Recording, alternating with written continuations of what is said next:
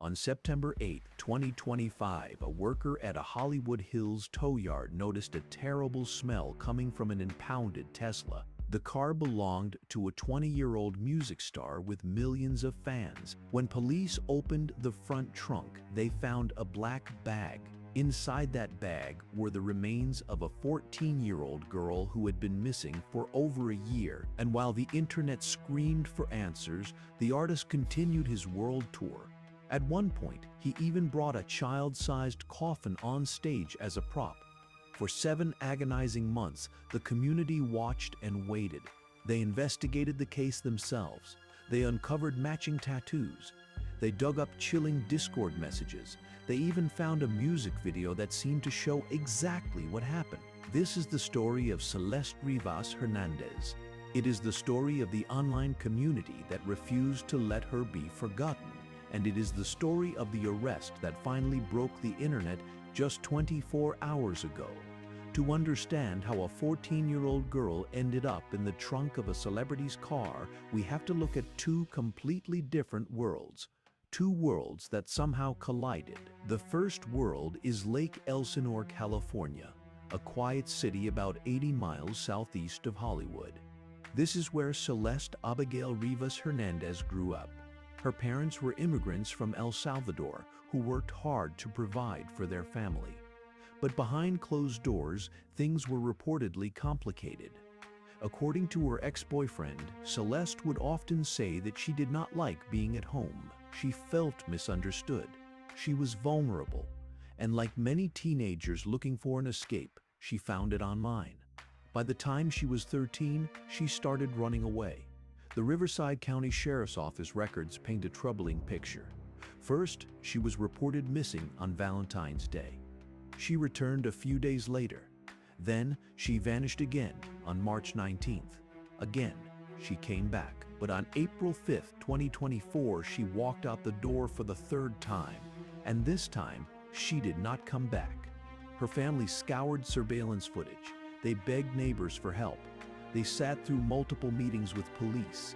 In May, she made one final phone call home.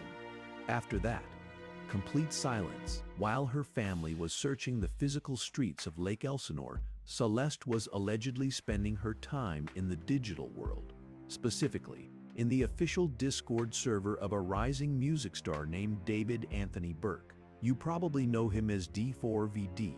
Born in Queens and raised in Houston, David's rise to fame was nothing short of explosive. He started out making Fortnite gaming montages on YouTube. To avoid copyright strikes, he began producing his own background music using a free app called BandLab.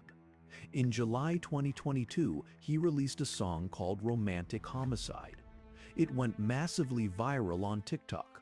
Almost overnight, the homeschooled teenager who grew up singing in a church choir was signed to Interscope Records. By 2024, he was a global phenomenon, touring with SZA and racking up hundreds of millions of streams. And according to users in his Discord server, a user named Celeste was not just a fan. They referred to her as his girlfriend. Her mother would later confirm to reporters that Celeste had told her about a boyfriend named David. They even had matching tattoos on their index fingers. He was 20, she was 14. In the summer of 2024, when Celeste was officially a missing person and her family was desperate for answers, David posted in his Discord server that he was in a song crisis. An anonymous user replied with a chilling suggestion: drop the one with the missing girl Celeste Rivas Hernandez. David never replied to that message.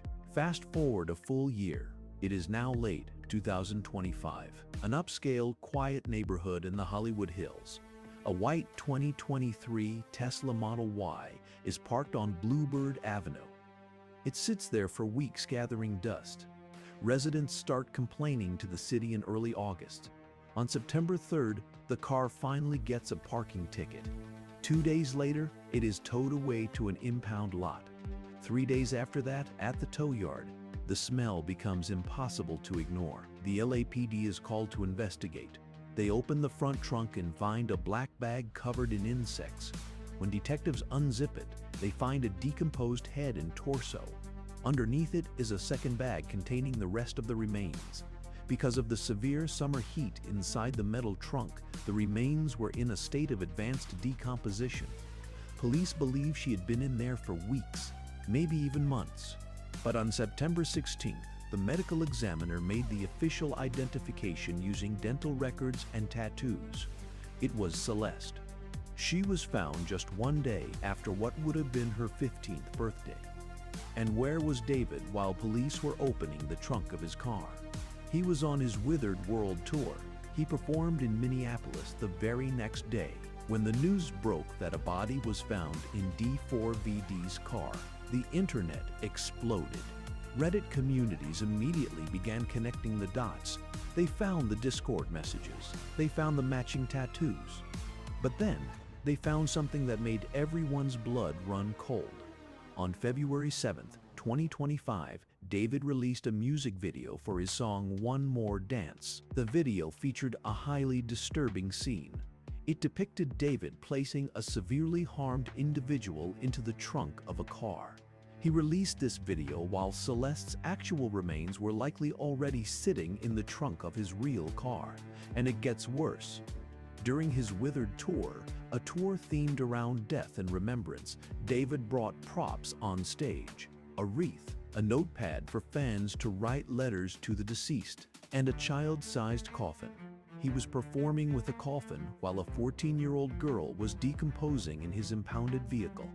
The online investigators went into overdrive. Even his own fan community on Reddit completely turned against him. This was not just a missing person case anymore. It was a digital manhunt. Users demanded that Spotify remove his music. They celebrated Celeste's cousin Wendy, who had been posting about the case every single day, refusing to let it go cold. But as the internet demanded justice, the legal system seemed to grind to a halt. On September 18th, police executed a search warrant at a Hollywood Hills property where David had been staying. They seized computers and electronics. A spokesperson claimed David was fully cooperating with authorities, but by November, that cooperation reportedly stopped. The LAPD obtained a court order to seal the autopsy results, citing risks to the investigation. For 7 months, the case went dark. No arrests, no charges, just a 14-year-old girl who was gone and a 20-year-old star who was free. But the internet never forgets. Every week, new threads popped up. Every week, people demanded answers. The pressure was relentless. Behind the scenes, a grand jury was quietly convening. They subpoenaed David's parents. They gathered digital records. They built their case. And then, yesterday, April 16, 2026, at 5 p.m., LAPD robbery homicide detectives arrived at a residence on Marmon Avenue in the Hollywood Hills. They placed David Anthony Burke in handcuffs. He was booked at the 77th Street station and held without bail. The very next day, the medical examiner officially ruled Celeste's passing a homicide.